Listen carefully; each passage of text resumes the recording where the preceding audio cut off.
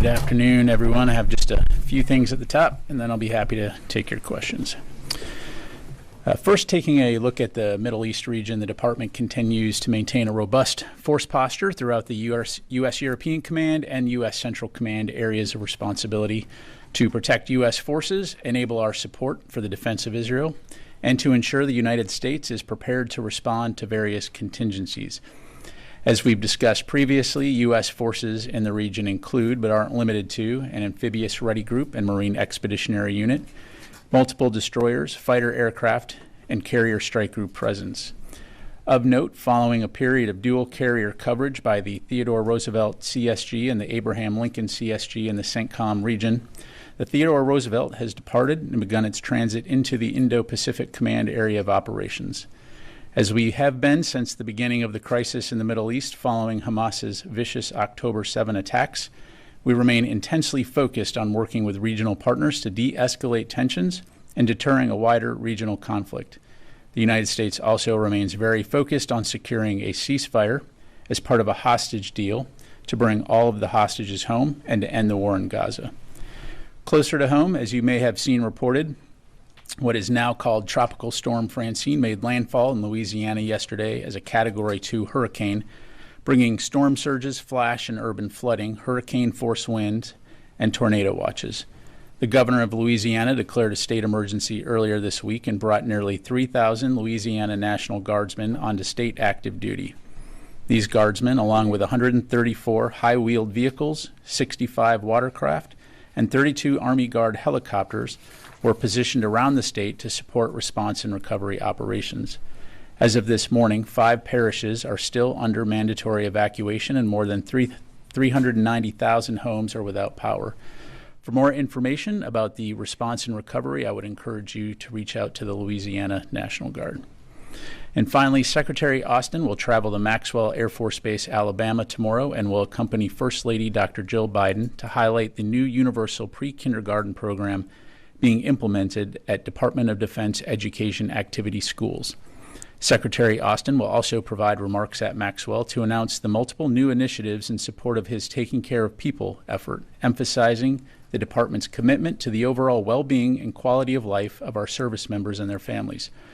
We'll have much more to provide tomorrow, but you can anticipate these new initiatives will be focused on actions that improve the quality of life for our service members, enhance their economic security, support the careers of military spouses, and make moves to new assignments easier. And with that, I'll be glad to take your questions. I'll start with Tara, AP. Thanks, General Ryder.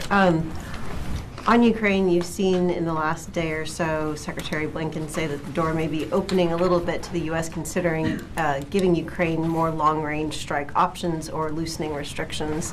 But we heard pretty clearly from Secretary Austin last week that he's not in favor of this. Is that thinking changing? Is the building now considering giving Ukraine more long-range strike options? Yeah, I've certainly seen the press reports on that. I would tell you there has been no change to our policy. I don't have anything to announce, and certainly if there are any changes, we'll let you know. But as of today, that policy has not changed. What is the primary driver behind Secretary Austin being reluctant to further loosen the restrictions or to provide more long-range options? Yeah, well, I mean, first of all, again, this is our policy, right? And we've, of course, worked with the Ukrainians to ensure that they have the ability to conduct cross-border counterfire defensive strikes to defend their troops that are being attacked from across the border in Russia. We are very, very much focused, and we've talked about this before, on ensuring that Ukraine has what it needs to be able to preserve its sovereignty and take back occupied territory. And that's going to continue to be our focus. The bottom line is we want to see Ukraine win in this conflict. And when they feel that it's time, Ukraine feels that it's time to go to the negotiating table, we want them to do so with as strong a hand as possible. And I would point you to Secretary Austin's comments at Ramstein last week, where he highlighted there is no one capability, there is no silver bullet that is going to enable Ukraine to succeed. It's about taking all of the capabilities that they have and employing them in a way that gets them closer to success and having that stronger hand at the negotiating table. So again, as this battlefield has evolved, our support to Ukraine has evolved. But again, as of right now, the policy has not changed. I'll just leave it there. Okay, one other topic. On Syria, there are reports that Israel conducted a raid against and obtained some IRGC documents and whatnot in Syria. Can you confirm this? Yeah, again, seen those press reports, but I'd refer you to the Israelis for any questions about their operations. Thanks. Jennifer. Pat, I have some questions about the M1 Abrams tanks. Have they been used on the battlefield in Ukraine, and if so, how many? Thanks, Jennifer. I'd refer you to them to talk about where and if they've employed those capabilities. I mean, as you know, we've obviously provided them, helped train them, and provide some remote maintenance capability. But as far as where and if they've employed them, I'd refer you to them. And do the Ukrainians have permission to use them across the border in Kursk? Well, as I highlighted, I mean, what we've agreed to with the Ukrainians is that they can use U.S. security assistance to conduct counterfire, defend themselves from potential Russian attacks or actual Russian attacks from across the border. But when it comes to the capabilities that they're employing, I'd refer you to them. And overall, are they making a difference? There was a lot of debate at the time when they were being approved. Are the M1 Abrams tanks making a difference? Well, again, I'd kind of take a step back and say, first of all, that's a question that the Ukrainians would have to answer. I would tell you again, though, that it's not about one singular capability. It's about how you take all of the capabilities, whether it be air defense, armor, artillery, and training, and combine all those together to create capabilities that support your strategic and operational objectives. And so certainly we've seen the Ukrainians fight very courageously, very creatively, there's no reason to think that things are going to change in that regard anytime soon. And separately, on the Hill yesterday, there was a heated hearing on U.S. chips, supercomputer chips that have ended up making their way into Russian weapons. Senator Blumenthal hosted the hearing, and 4 technology companies, including Intel and Texas Instruments, were brought before the hearing. Why? First of all, is the Department of Defense concerned about American technology ending up in Russian weapons still 2.5 years into the war? And what can you do to stop it, and why haven't you been able to stop it? Well, broadly speaking, Jennifer, as you know, there has been an interagency effort to place sanctions on Russia to prevent those kinds of activities from occurring. So I'd refer you to my colleagues at Commerce to talk more about those particular efforts. But that's something that the Department of Defense will continue to work closely with our interagency partners to prevent. Because again, certainly we don't want to see American technologies being used in places like Ukraine against Ukrainian citizens. Thank you. Constantine. Thanks, Pat. The USS Roosevelt, you mentioned she's chopped into the Indo-Pacific. Is it safe to say that she is on her way home? Are you able to say whether she's returning to home? As a matter of policy, Constantine, we're not going to talk about future deployment timelines. It's going to the Indo-Pacific AOR, and I'll just leave it there. And just one quick follow-up. Are there any plans or conversations to have a 2-carrier presence in CENTCOM to replace the TR? I don't have anything to announce right now. Again, the amazing thing about the U.S. military is our ability to surge and provide forces wherever we need to. But as I highlighted at the top, we have a significant amount of capability in the U.S. Central Command and U.S. European Command areas of responsibility. Let me go to this side of the room. Yes, sir. Thank you very much, General.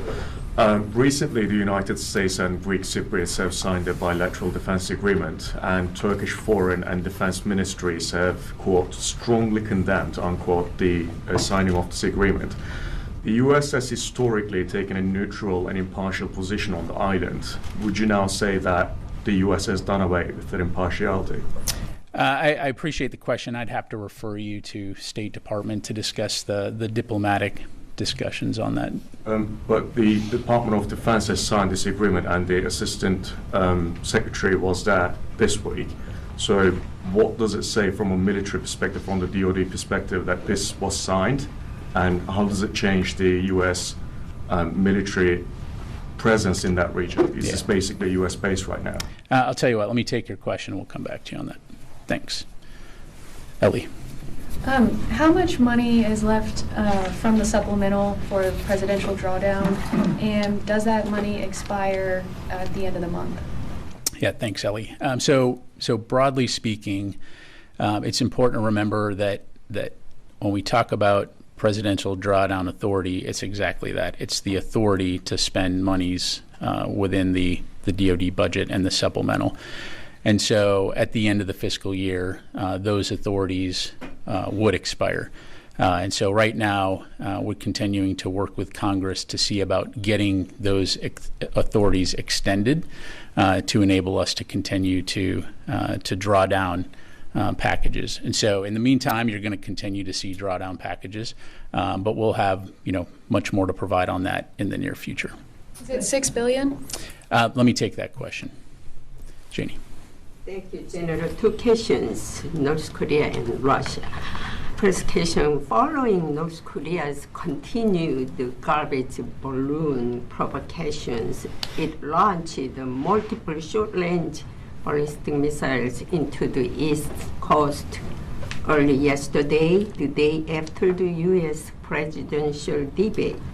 Do you think there is a possibility that North Korea will use additional provocations to interfere with the United States presidential elections? Look, we obviously saw the DPRK's launching of those missiles. I would refer you to Indo-PACOM's statement on that. We certainly condemn that kind of destabilizing action, and I'll just leave it there. Russian Ministry of Defense said it could use nuclear weapons if Ukraine attacked the Russian mainland with the U.S. long-range missiles. What is your reaction on this? Yeah, well, this kind of nuclear saber rattling isn't new. It's very irresponsible. It's dangerous. You've heard Secretary Austin highlight the fact that this is not the kind of language that a nuclear-armed large military country that's nuclear-armed with a large military should be saying. All that to say, we have not seen anything at this point that would indicate that we need to adjust our strategic force posture. So we'll continue to monitor that, but at this point, there's been no change to our posture. Let me go to the phone here. Missy Ryan, Washington Post. Hey, Pat, thank you. Just going to ask you a question you've been asked previously in the past week about Iraq and the statements by the Iraqi government about the apparent agreement to withdraw U.S. forces over the next 2 years. Are they accurate? And I know you've said that you can't confirm that just now. Can you, number one, is that still the case? And number two, can you talk about what has been agreed to in principle? Is it accurate to say that the U.S. and Iraq have agreed in principle to withdraw all U.S. forces? Is just a question of when and how? That's my understanding. Just want to make sure that that's correct. Yeah, thanks, Missy. So yes, to answer your question with your question, I don't have anything new to announce. As we've highlighted, we have been discussing with our Iraqi partners what the transition from the global coalition in Iraq, what that transition would look like to an enduring bilateral security partnership between the U.S. and Iraq would look like.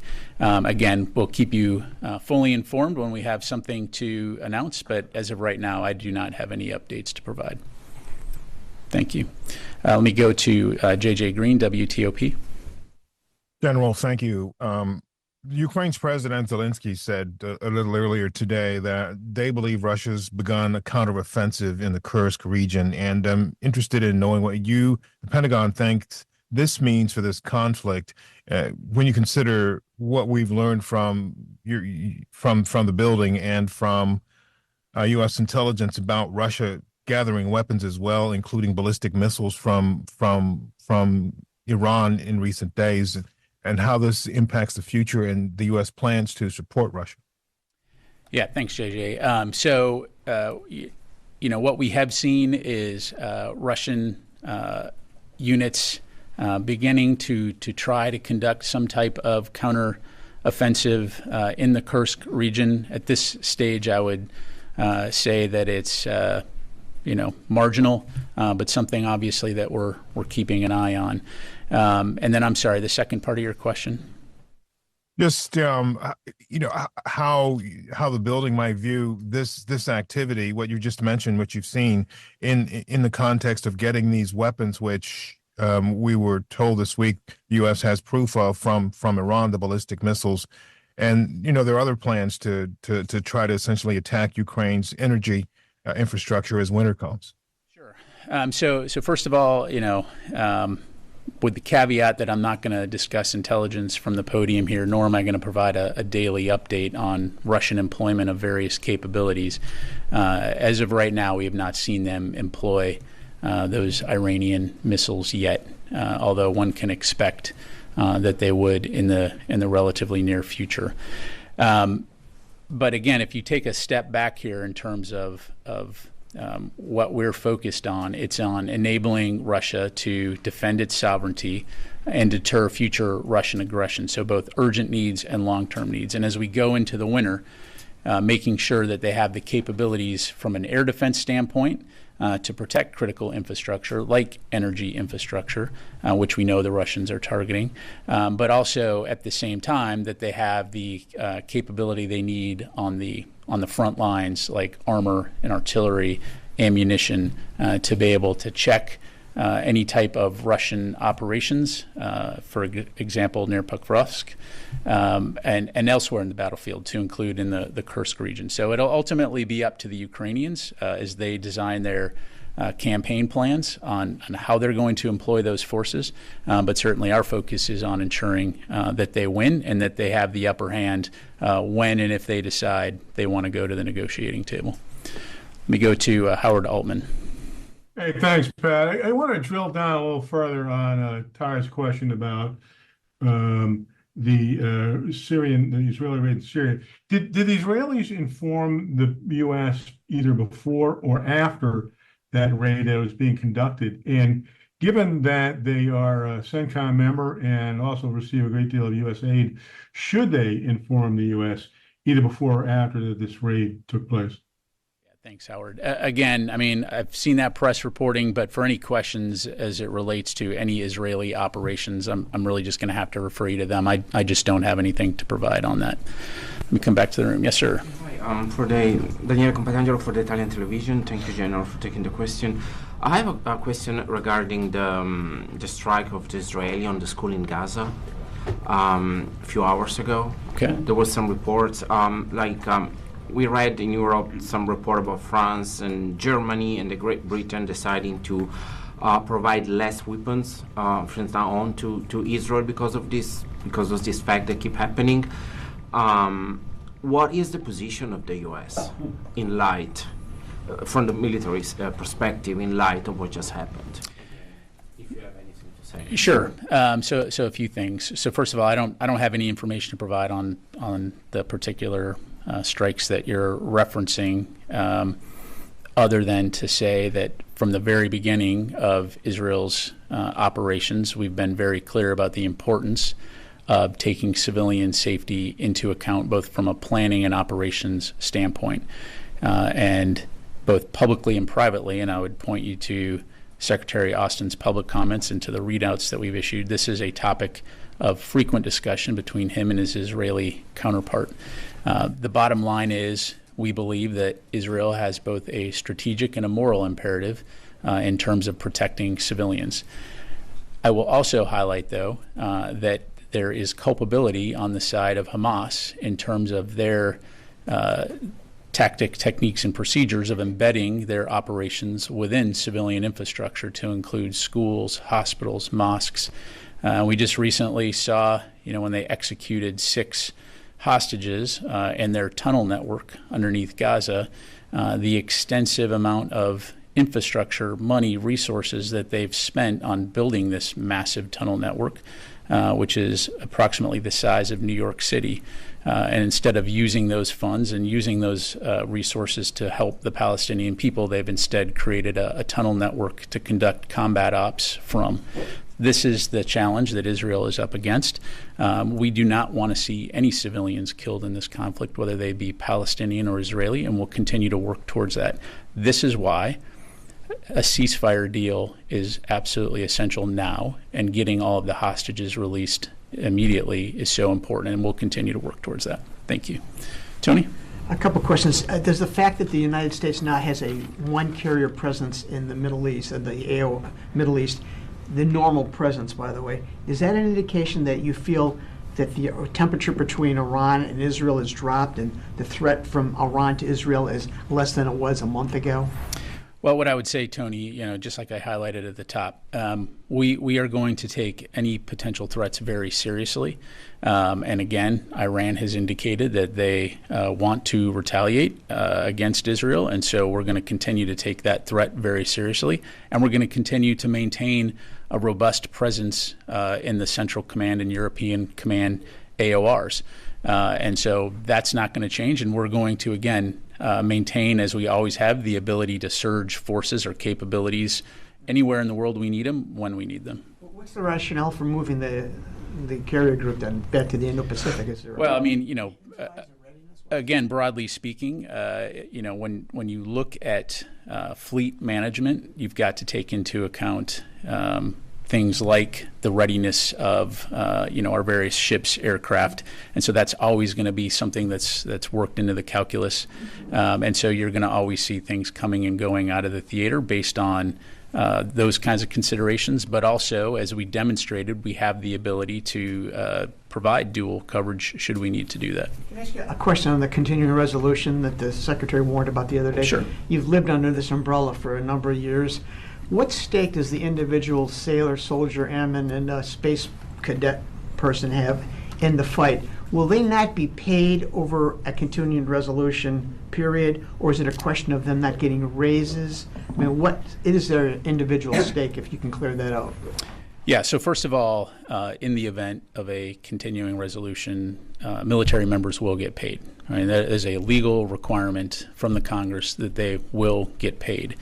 But I think it's important to highlight, because there are no funds available, and because the baseline budget would not change, that would force us to offset the costs of these well-deserved pay raises, and it would cut into other programs and accounts at potentially damaging levels. And so, again, we would encourage the Congress to pass a budget, but the bottom line is military members and our civilians will get paid. But their salaries then would be offset, the other accounts would be offset to pay for their continuing salaries, like correct. Procurement and O&M. That's and research. correct.